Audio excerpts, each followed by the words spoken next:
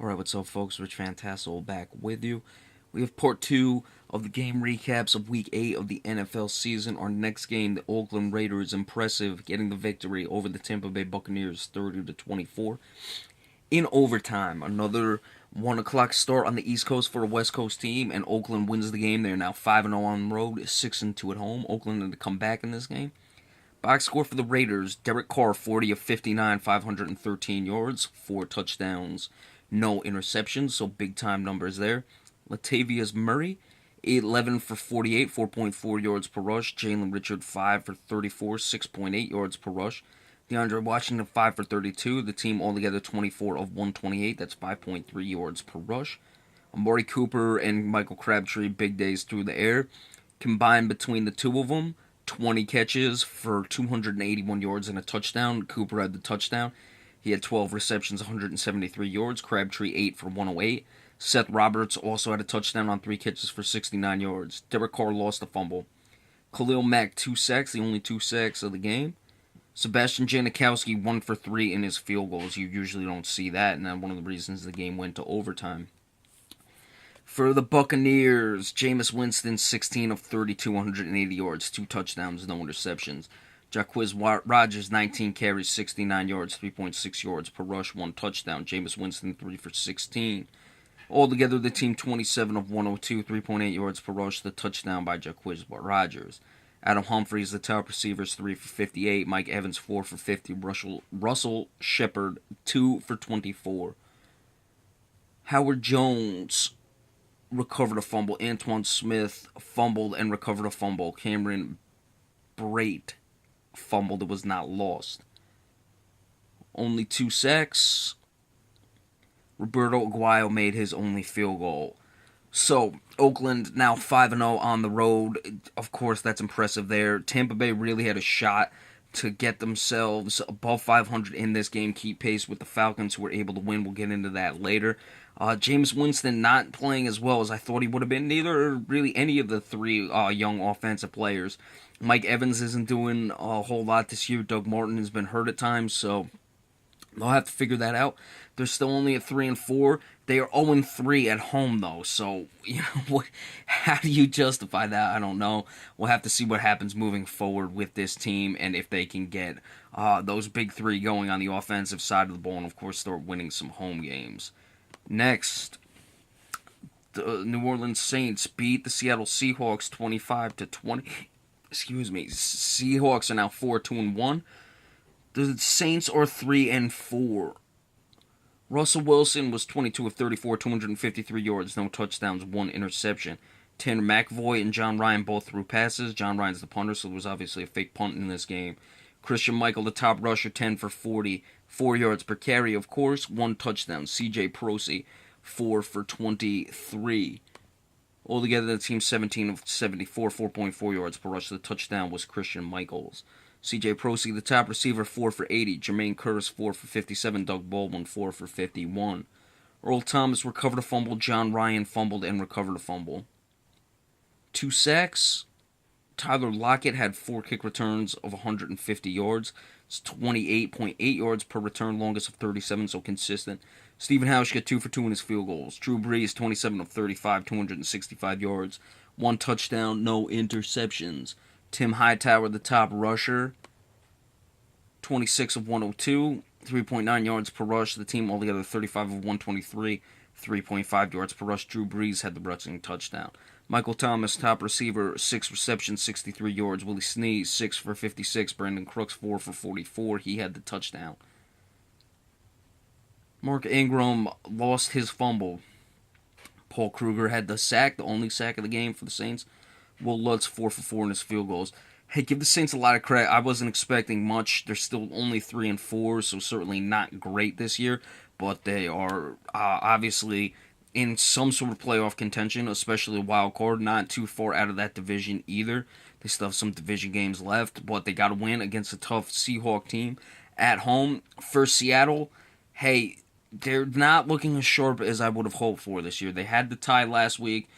This division with the Cardinals' loss today, it's going to be mighty difficult for Seattle to lose, but they've got to develop some things and work on their consistency the rest of the way. Russell Wilson looks good at times. Other times he doesn't look good. Sometimes he's saving, the theatrics for late. It all depends. And that running game, certainly, if you don't establish that, that will hurt whether or not you develop your consistency moving forward. The Kansas City Chiefs over the Indianapolis Colts 30-14. For the Chiefs, Alex Smith was either knocked out of this game. I don't know what happened, but Nick Foles came in. Let's see if we can see this real quick.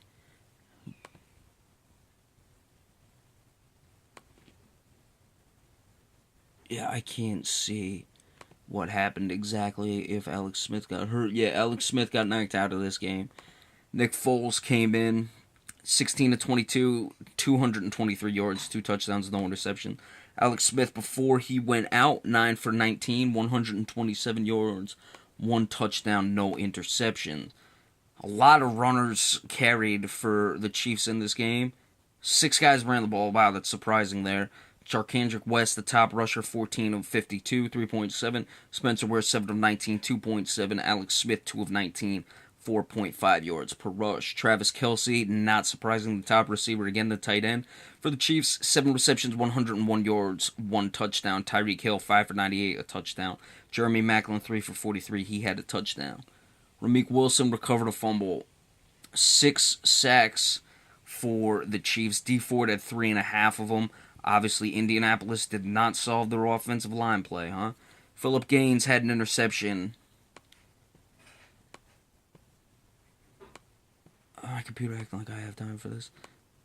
Cairo Santos, 3 for 4 in his field goals. For the Colts, Andrew Luck, 19 of 35, 210 yards, 2 touchdowns, 1 interception.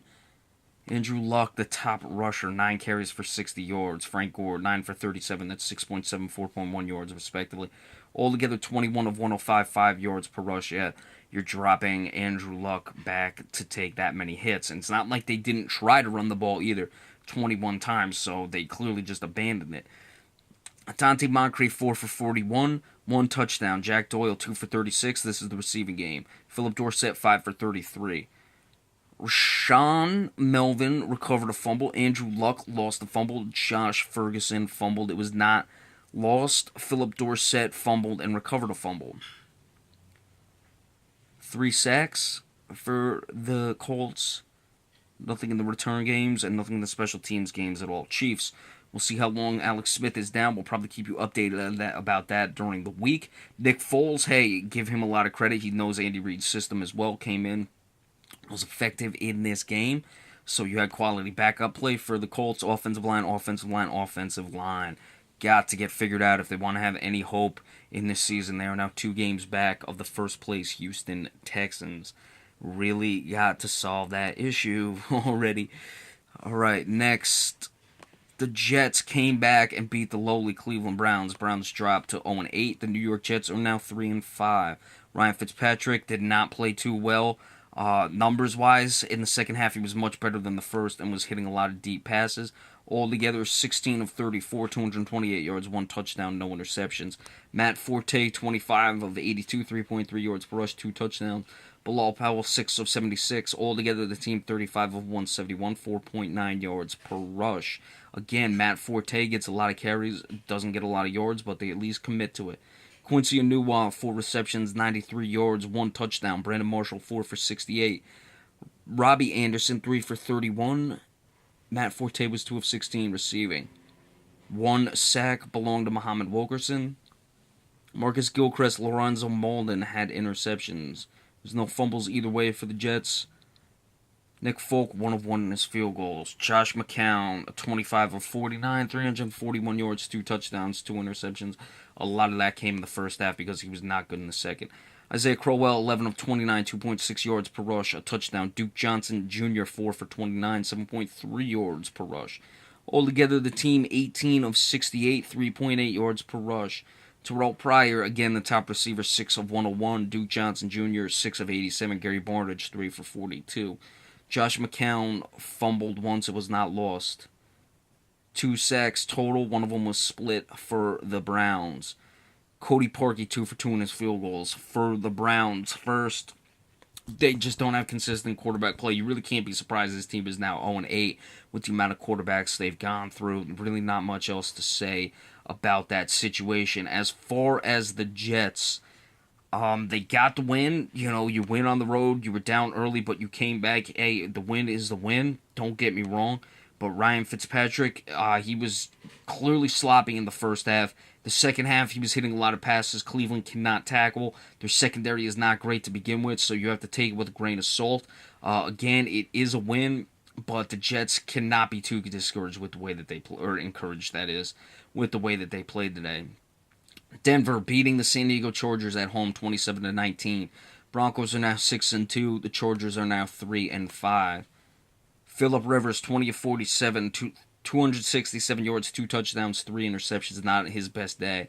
Melvin Gordon 23 carries, 111 yards, 4.8 yards per rush. The team altogether 26 of 123, 4.7 yards per rush. This may have been Melvin Gordon's best game of his career. Dontrell Inman 4 for 72 receiving. Derek Watt 1 for 53. Travis Benjamin 3 for 44. Melvin Gordon 4 for 44. Teddy Palpier and Jartavis Brown recovered fumbles. Only 1 sack. It was not Joey Bosa. That was Melvin Ingram. Casey Hayward had an interception. He returned it 24 yards for a touchdown. And Josh Lambo missed his only field goal. Trevor Siemian, 20 of 38, 276 yards, no touchdown, 1 interception. Devontae Booker, 19 of 54, running, 2.8 yards per rush, touchdown. Capri Bibbs, 2 for 4. Jawan Thompson, 1 of 1 and a touchdown. Altogether, the team 25 of 57, 2.3 yards per rush, and the 2 touchdowns. Demaryius Thomas, 5 for 79 receiving. Emmanuel Sanders, 4 for 68. Virgil Green, 4 for 55. Trevor Siemian fumbled twice, lost one of them. Devontae Booker lost his fumble. Jordan Norwood fumbled, it was not lost. Capri Bibbs, Jordan Taylor both recovered fumbles. Von Miller had a sack. TJ Ward had a sack. Jared Crick had a sack. Justin Simmons had a sack. 4 of them total.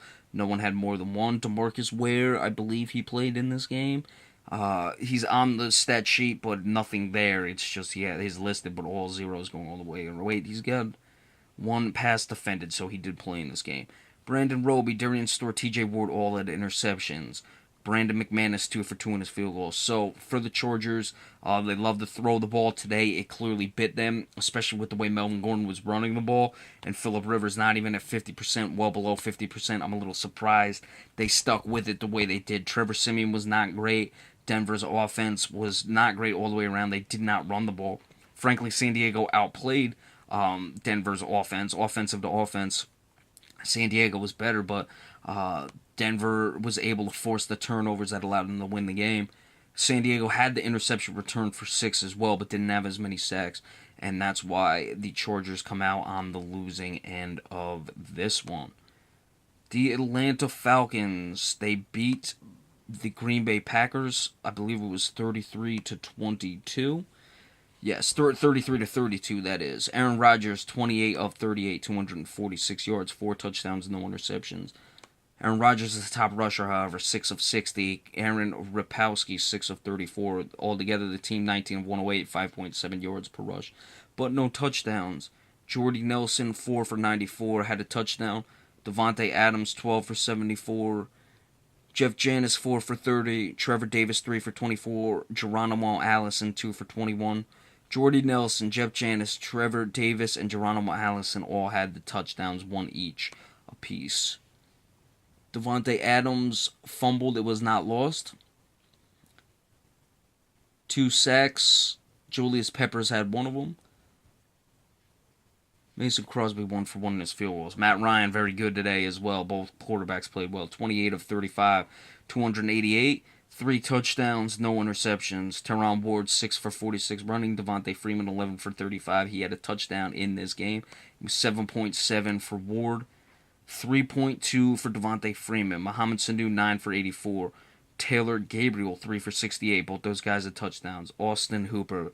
Those are city hands, Mr. Hooper. And 5 receptions for 41 yards. I had to do that. I'm sorry. Julio Jones, 3 catches for 29 yards. Devontae Freeman, 4 for 23. He had a touchdown. No fumbles either way. Vic Beasley Jr. had a sack. He's playing very well this year. 3 sacks totals. Adrian Claiborne had the other 2. Eric Weems, nothing much in the returns. Matt Bryant, 2 for 2 in his field goals. Atlanta, give them credit. They're riding a 2-game losing streak. They wanted to make sure this season didn't go the way of last season, where they got off to a hot start and then things went downhill for them. Green Bay, they're struggling to run the ball. That's going to be an issue for them until they get it solved. Aaron Rodgers can drop back and throw as much as he wants. Don't get away with it in a lot of games, but when you're playing a team with a quarterback of Matt Ryan's caliber and a receiver of Julio Jones' caliber, you might get beat in this one. Alright, so that's it for Part 2. I'll see if I do the Sunday night recap. Of course, I'll be up to watch the game because the Cowboys are playing, but be sure to stay tuned for that. Gee, if I do that tonight, remember, we appreciate all subscriptions. Be sure to stay tuned tomorrow. We'll give you the preview of the Monday night game between the Vikings and the Chicago Bears. We'll see you then. Have a good one, folks. Bye.